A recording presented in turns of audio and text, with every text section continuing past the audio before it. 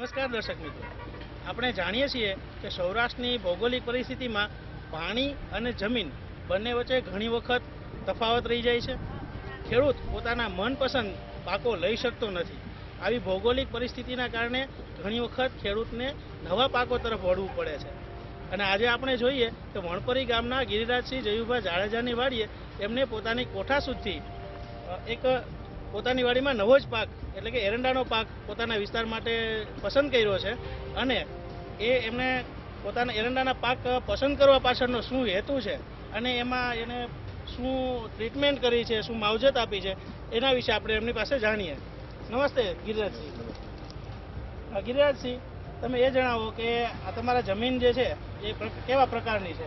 સેજ નબળી છે સાહેબ. જે આમાં વાવેતર આપણે કર્યું છે અત્યારે એમાં સેજ નબળી છે, એટલે પાક સેજ નબળો રહ્યો છે. જમીન સારી હોય તો પાક સારો આવશે. બિયારણ બહુ સારું છે. અચ્છા ગિરિરાજસિંહ, આમાં તમે કયું બિયારણ વાપરેલું છે? ધનકુબેર 23. બરાબર. ધનકુબેર 2727 નામની એરંડાની આ જાત છે એ આમ તો પિયત વેરાયટી ગણાય છે, છતાં પણ એમને બિન પિયત તરીકે લીધી અને છતાં એક સારું ઉત્પાદન એમને મળ્યું છે. અને આ જાત વાવવાથી કેવો અનુભવ થયો? અનુભવ સાહેબ સારો થયો, અને પોર આથી વિશેષ વાવવા છે અને 10 વીઘાના વાવવા છે. બિયારણ સારું છે, એનું વાવેતર ઉત્પાદન સારું આપ્યું. અચ્છા, હવે આમાં તમને એવું લાગે છે કે વધારે મહેનત કરીએ અને વધુ સારી માવજત આપીએ તો આનાથી પણ વધારે ઉત્પાદન મળશે? હા સર, આપે. આ ઓછામાં ઓછા 40 થી 50 મણ નીકળશે. ઓણની સાલમાં માવજત પૂરી નથી કરી તોય.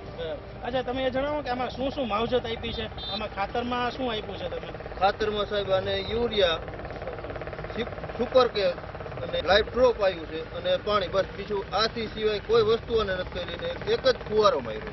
અચ્છા, તો તમને એવું લાગે છે કે હજી આમાં જો વધારે માવજત આપી હોય અને આવતા વર્ષે તમે કહો છો એમ કે વધારે 10 વીઘાના એરંડા કરવા છે તો વધારે ઉત્પાદન મળશે એવી આશા છે તમને? સર, ચોક્કસ મળશે. ગમે તે ખેડૂત આવે પણ સારું જ ઉત્પાદન આવશે. એટલે હવે આમાં તમને જમીન થોડી વધારે સારી હોય અને વધારે પાણીને એને પૂરતી માવજત થાય એટલે આ એરંડા છે એ કોઈ પણ ખેડૂતને વધારે કમાણી કરી આપે એવું તમે માનો છો? હા સર, બરાબર છે. દર્શક મિત્રો, આપણે જોયું કે નબળી જમીન પ્રમાણમાં થોડીક નબળી જમીન હોવા છતાં પણ સારું ઉત્પાદન એમના કહેવા પ્રમાણે મળેલું છે.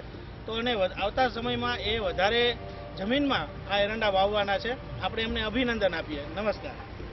આપણે જોઈ રહ્યા છીએ તેમ વણપરી ગામના ગિરિરાજસિંહની વાડી પર વાવેલા એરંડામાં એક નિષ્ણાંત જે એરંડા બિયારણ વિશે વર્ષોથી અનુભવ ધરાવે છે એવા નીતેશ પટેલ ખેડૂતને એરંડાના જે કેરેક્ટર છે એના વિશે સમજાવી રહ્યા છે.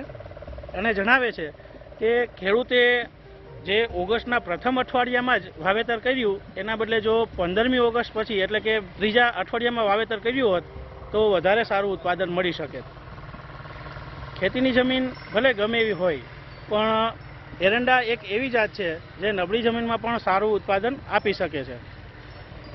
આપણે જાણીએ છીએ કે છેલ્લા કેટલાક સમયમાં વાતાવરણમાં જે ફેરફારો થયા છે, ગ્લોબલ વોર્મિંગની અસર હોય કે બીજી કોઈ પણ વાતાવરણમાં થયેલા ફેરફારની પાક પર પણ અસર થાય છે.